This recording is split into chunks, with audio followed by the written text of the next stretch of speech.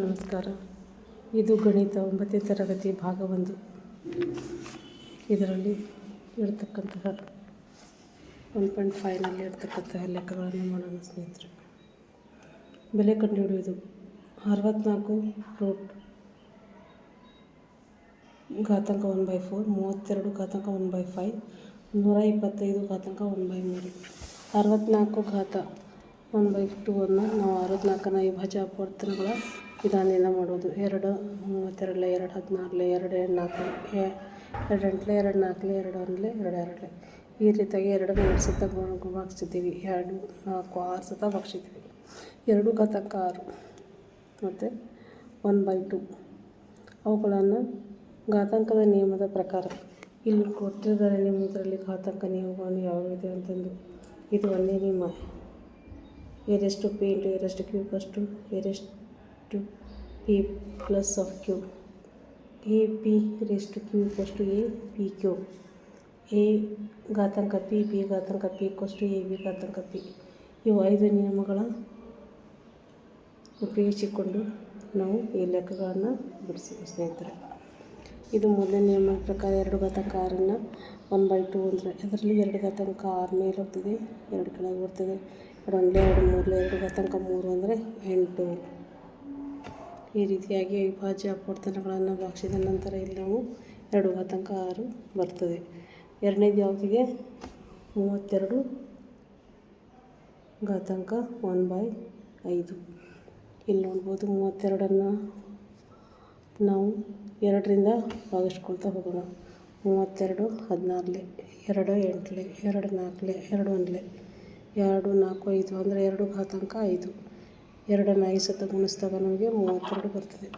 32 ಘಾತಾಂಕ 1/5, 5 ಘಾತಾಂಕ 5 5/5 ನೋಡಿದಾಗ 5 1, 5 1, 2 ಘಾತಾಂಕ 1 2.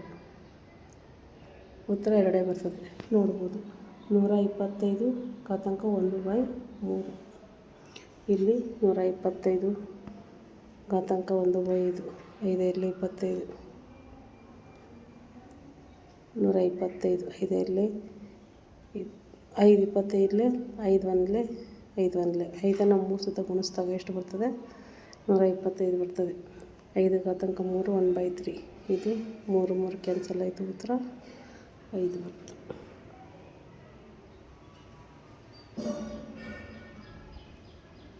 ಇವಾಗ ನಾವು ಅವಿಭಾಜ್ಯ ಅಪವರ್ತನಗಳ ಮೂಲಕ ಯಾವ ಘಾತಾಂಕದ ನಿಯಮದ ಪ್ರಕಾರ ಮಾಡಿದ್ದೇನೆ ಅಂತ ಬರ್ತಿದ್ದೇವೆ ನೋಡಿ ಸ್ನೇಹಿತರೆ. ನಾವು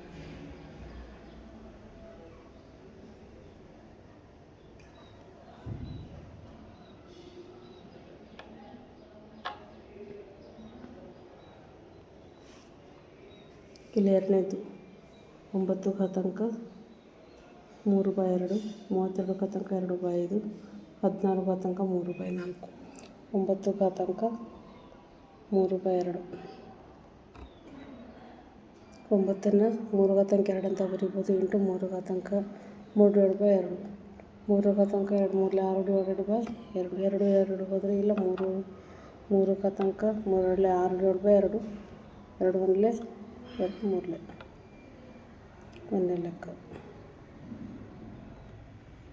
ಎರಡನೇ ಲೆಕ್ಕ 32 ಆಗಿದೆ. ಆಗಲೇ ನಾವು ಭಾಗಾಕಾರ ಮಾಡಿರ್ತೀವಿ. 2 ಘಾತಾಂಕ 5 = 32. 2 ಘಾತಾಂಕ 5 32ಅನ್ನು ಬರೀಬೋದು. 2/5, 5ರಲ್ಲಿ 10, 5 1, 5ರಲ್ಲಿ 2, 4.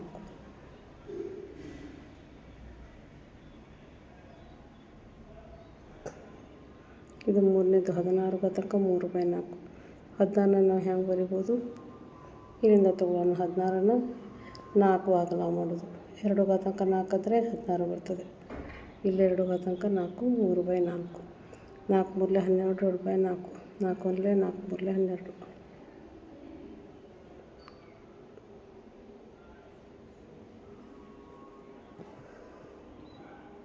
-125 -1/3 5. 125ಅನ್ನು ಹೆಂಗೆ ಬರಿಬೋದು? 5 ಘಾತಾಂಕ 3 ಅಂದರೆ 125. -1/3 -3 3 cos -1/3 ಅಂದರೆ 1/5.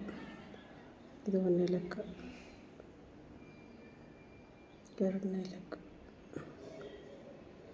ಇದು 3ನೇ ಲೆಕ್ಕ, 4ನೇ ಇಲ್ಲಿ ನಾವು ಸಂಕ್ಷೇಪಿಸನ್ನು ನೋಡ್ತಾ ಹೋಗೋಣ ಸ್ನೇಹಿತರೆ. 2 ಘಾತಾಂಕ 2/3 ಇಂಟು 2 ಘಾತಾಂಕ 1/5. ಇಲ್ಲಿ 1ನೇ ನಿಯಮದ ಪ್ರಕಾರ 2 ಘಾತಾಂಕ 2/3 into 1/5 a raised to m into a raised to n equals to a raised to m plus of n. ಇದನ್ನು ಇಲ್ಲಿ ನೋಡಿದ್ದಾರೆ, ಬುಕ್ಕಲ್ಲಿ ನೋಡ್ತಾ ಇರ್ಬೋದು, ಪೇಜ್ ನಂಬರ್. ಇದರಲ್ಲಿ 1ನೇ ಲೆಕ್ಕ ನಿಯಮಗಳನ್ನು ಕೊಟ್ಟಿದ್ದಾರೆ ಸ್ನೇಹಿತರೆ. ಇಲ್ಲಿ 2 ಘಾತಾಂಕ 2/3 ಪ್ಲಸ್ 1/5 2 ಕೂಡಿಸ್ಬೇಕಾಗ್ತದೆ. 3 5 15 ಆಗ್ತದೆ. 15ನ್ನು ನಾವು ಲಸ ತೆಗೆದುಕೊಂಡಾಗ 15 2 5 ಮತ್ತು 5 3 15 ಆಗ್ತದೆ. 3 5 15, 5 3 15 ಆಗ್ತದೆ. 5 10 ಪ್ಲಸ್ 3 13 ಡಿವೈಡೆಡ್ ಬೈ 15. ಎರಡನೇದು 1 ಡಿವೈಡೆಡ್ ಬೈ 3 ಘಾತಾಂಕ 3 4 raised to 7. ಇದು a raised to m whole raised to n equals to a raised to m into n. 3 into 7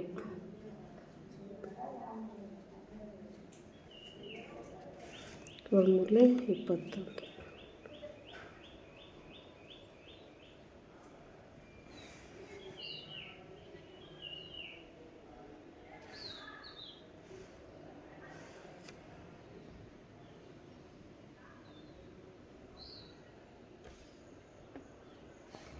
ಇದು 3ನೇ ಲೆಕ್ಕ. 11 ಘಾತಾಂಕ 1/2 ಡಿವೈಡೆಡ್ ಬೈ 11 ಘಾತಾಂಕ 1/4.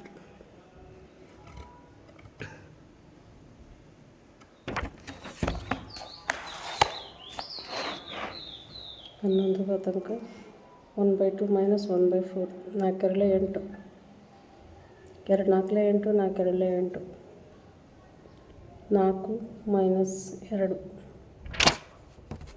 11 ಘಾತಾಂಕ 2 2 ಅಂದರೆ 2 4 8 1/4.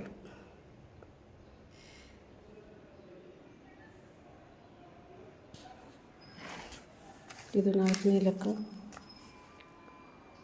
7 ಘಾತಾಂಕ 1/2 ಇಂಟು 8 ಘಾತಾಂಕ 1/2. ಇದು ಕೊನೆಯ ಲೆಕ್ಕ ಅಭ್ಯಾಸದ್ದು ಮತ್ತು ಈ ಸಂಖ್ಯಾ ಪದ್ಧತಿಯ ಕೊನೆಯ ಲೆಕ್ಕ a raised to m into a raised to n equals to a b raised to n. ಇದು ಇದ್ರ ಮೇಲೆ ಡಿಪೆಂಡ್ ಆಗಿದೆ.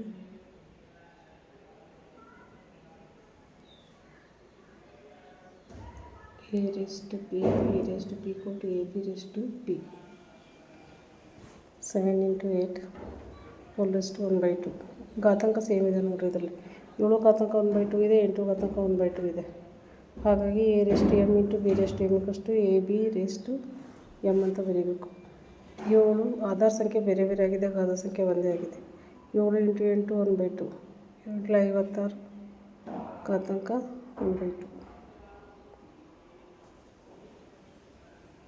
ಈ ರೀತಿಯಾಗಿ ಸಂಕ್ಷೇಪಿಸುವ ಲೆಕ್ಕಗಳನ್ನು ಇದರಲ್ಲಿ ನಾವು ಮಾಡಿದ್ದೀವಿ,